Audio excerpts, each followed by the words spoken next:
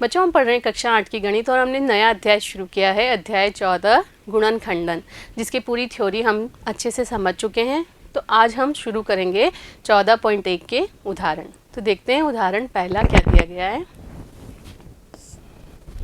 12a² plus 15ab² के गुणनखंड कीजिए। ये कोई व्यंजक दिया गया है, आपको इसके गुणनखंड करने हैं। तो देखिए इसका हल। कितने पद है इस व्यंजक में? ये पहला पद और ये दूसरा पद।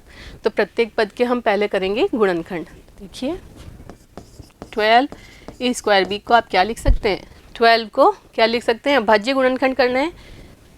2 तिया 6, 6 दूनी 12 लिख सकते हैं ये। इंटू a² मतलब a गुणा ए इंटू बी भी आ जाएगा। क्लियर है? देखिए ये 12 के गुणनखंड कैसे किए हैं? 2 में भाग लग सकता है ना 12 का, तो ये आ गए 6। 3 का भाग लग सकता है 6 में, 3 दूनी 6। फिर 2 में 2 का भाग लगाया तो 1। तो ये आ गए हमारे पास गुणनखंड, अभाज्य गुणनखंड। तो 2 गुणा 3 गुणा 2, तो यही लिखा है हमने। 2 गुणा 3 गुणा 2 गुणा 1 गुणा 1 गुणा b। ये तो हो गया पहले पद का गुणनखंड। दूसरा पद क्या है? 15ab²। अब देखिए 15 का अभाज्य गुणनखंड करना है। 15 है मतलब 5 का तो भाग जाएगा, तो 5 से करा 5 तिया 15 आया। 3 से करा 3 एकम 3 आया। तो क्या गुणनखंड आया? 5 गुणा 3। तो ये हमने लिख दिया 5 गुणा 3। a है तो ये लिख दिया a। b² है मतलब b का गुणा कितनी बार होगा? 2 बार होगा। क्लियर? अब देखते हैं यहाँ पर कॉमन क्या आ रहा है। देखिए यहाँ पर 2 है परंतु यहाँ 2 नहीं है। यहाँ 3 है तो यहाँ भी 3 है। यहाँ a है, यहाँ भी a है, यहाँ b है, यहाँ भी b है। बस, इसके अलावा कुछ भी कॉमन नहीं निकल सकता। तो यहाँ क्या लिखेंगे? अतः सार्वगुणनखंड क्या हो गए यहाँ पर? सार्वगुणनखंड 3 इंटू a इंटू b मतलब 3ab सार्वगुणनखंड है। ठीक है, तब क्या हो जाएगा? देखिए दिया क्या था आपको? 12a² plus 15ab²। तो हमने इसको क्या लिख दिया है? 2 गुणा 3 गुणा 2 गुणा a b प्लस इसको क्या लिख दिया? 5 गुणा 3 into a into b into b। ये लिखा है हमने। इन दोनों में कॉमन निकला है हमारे पास 3ab। तो ये 3ab कॉमन निकाल दिया। अब देखिए 3 गया, a गया और b गया, क्या बच गया? 2 इंटू 2 मतलब 4, 2 दूनी 4 और एक a तो बाहर आ गया, एक a बचा है तो ये आ गया 4a। देखिए ऐसे गोला मार दो, ये 3 गया, ये a गया और ये b गया, तो कितना बच गया? 4a प्लस इस वाले पद में ये 3 बाहर आ गया है, a बाहर आ गया है और b बाहर आ गया है, तो 5b। क्या बच गया? 5b। अब ये सभी गुणे में 3 गुणा a गुणा b गुणा 4a प्लस 5b। तो यही क्या हो गया? दिए गए व्यंजक का गुणनखंड हो गया, क्योंकि ये सभी किस में है? गुणे में है। क्लियर हुआ? समझ में आया? तो आपको जो भी व्यंजक दिया गया है उसके प्रत्येक पद का गुणनखंड कीजिए। जो कॉमन निकल रहा है उसको कॉमन निकालते हैं और ब्रैकेट में जो बचा है वो लिख देंगे, तो उसका गुणनखंड हो जाएगा। क्लियर? चलते हैं अगले उदाहरण पर। उदाहरण नंबर 2। देखिए क्या है? एक व्यंजक है 10x² minus 18x³ plus 14x⁴ के गुणनखंड कीजिए।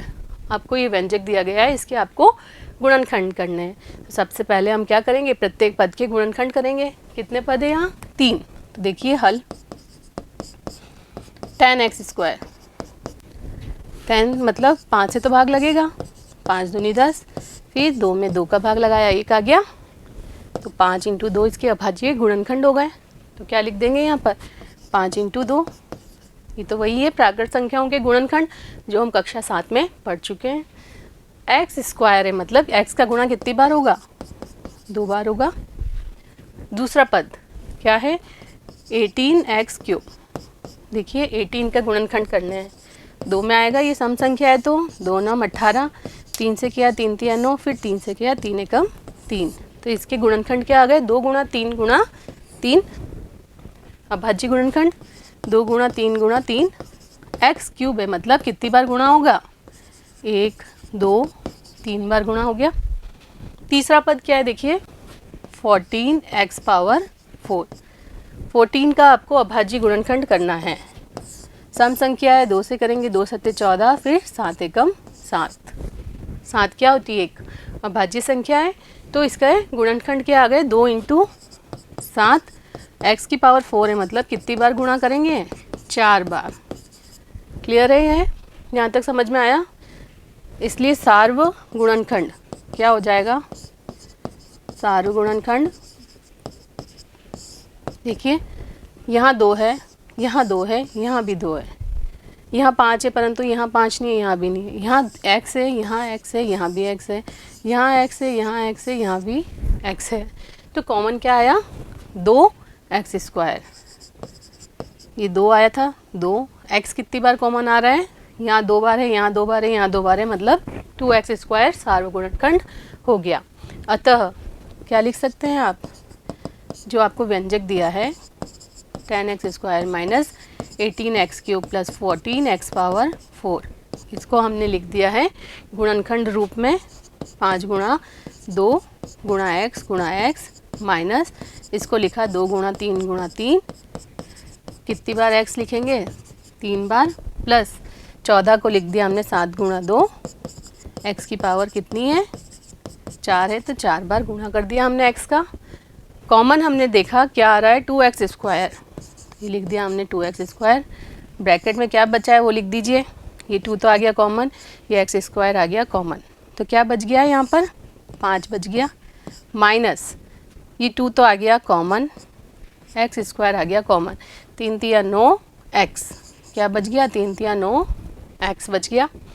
अब है प्लस, ये लिख दिया प्लस, ये 2 बार आ गया, x बार आ गया, ये वाला x बार आ गया, तो क्या बच गया? 7x² 7x² बच गया। तो ये गुणनखंड रूप हो गया 2 into x into x into 5 minus 9x plus 7x², सभी गुणे में है, तो ये दिए गए व्यंजक का गुणनखंड है। क्लियर? समझ में आया? उदाहरण नंबर 2। तो चलते हैं अगले उदाहरण पर। उदाहरण नंबर 3 देखिए क्या दिया है? 6xy minus 4y plus 6 minus 9x के गुणनखंड कीजिए। अब यहाँ से सामने देखने पे पता चल रहा है कि ऐसा कोई भी गुणनखंड नहीं है जो सभी में कॉमन आ रहा है। कैसे? देख लीजिए एक बार, प्रत्येक पद का गुणनखंड करके देख लीजिए। 6xy को आप क्या लिख सकते हैं? 3 दूनी 6 गुणा x गुणा y। क्लियर है? दूसरा पद क्या है इसका? 4y, 2 इंटू 2 इंटू वाई लिख दिया। क्लियर? तीसरा पद क्या है इसका? 6, 3 दूनी 6 हो गया, और चौथा पद है 9x, मतलब 3 तिया 9 इंटू x।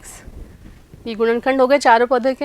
अब देखिए कुछ कॉमन है, यहाँ 3 है परंतु यहाँ 3 नहीं है, यहाँ 2 है परंतु यहाँ 2 नहीं है, x है यहाँ तो यहाँ x नहीं है, यहाँ है y तो यहाँ y नहीं है। इसका मतलब ऐसा कोई भी गुणनखंड नहीं है जो सभी में हो। तब हम क्या करते हैं? पुनः समूहन द्वारा गुणनखंड, याद है? तो देखिए, अतः क्या लिख सकते हैं? 6xy minus 4y plus 6 minus 9x बराबर क्या लिख दिया इसको? 3 दूनी 6 x y, 2 दूनी 4 y प्लस 3 दूनी 6 और 9 को लिख दिया 3 इंटू 3 x। क्लियर? अब हमने ग्रुप बनाए, ये दोनों पद एक ग्रुप में, ये दोनों पद एक ग्रुप में। तो देखिए यहाँ क्या कॉमन आ रहा है? यहाँ पर ये 2 है, यहाँ पर भी 2 है, यहाँ ये y है, यहाँ भी y है, तो 2y कॉमन ले सकते हैं। पहले पद में क्या बच जाएगा? 3 और x, तो 3x माइनस 2y कॉमन आ गया, क्या बच गया? 2। ये समझ में आया? प्लस इन दोनों का ग्रुप बनाया, इन दोनों में देखिए क्या कॉमन है? यहाँ 3 है, यहाँ भी 3 है, यहाँ 2 है परंतु यहाँ नहीं है, तो 3 कॉमन आया। अब ब्रैकेट में क्या बच गया? यहाँ बचा 2 माइनस यहाँ बचा 3x। क्लियर? अब आपको अच्छे से देखना है, यहाँ पर यहाँ है 3x माइनस 2, यहाँ है 2 माइनस 3x, है एक ही चीज़ परंतु चिन्ह अलग अलग है। यहाँ 2 के साथ माइनस है, यहाँ 3x के साथ माइनस है। ऐसी स्थिति में आप क्या करेंगे? देखिए समझते हैं। ये आ रहा है 2y 3x minus 2 plus 3 2 minus 3x। अब आपको क्या करना है, यदि यहाँ पर 3x माइनस 2 हो जाए तो आप कॉमन निकाल सकते हैं इन दोनों पदों में। तो आपको क्या करना होगा, ये जो माइनस है इसको आप रख दो यहाँ ब्रैकेट के बाहर। तो ये हो गया 2y 3x माइनस 2। ब्रैकेट के बाहर जब आप माइनस ले आए तो आपको क्या करना होता है, ब्रैकेट के अंदर जो भी चीज़ें हैं उनका चिन्ह बदलना होता है। तो यहाँ पर जो 3x माइनस का था वो हो जाएगा प्लस का, जो 2 प्लस का था वो हो जाएगा अब माइनस का। क्लियर?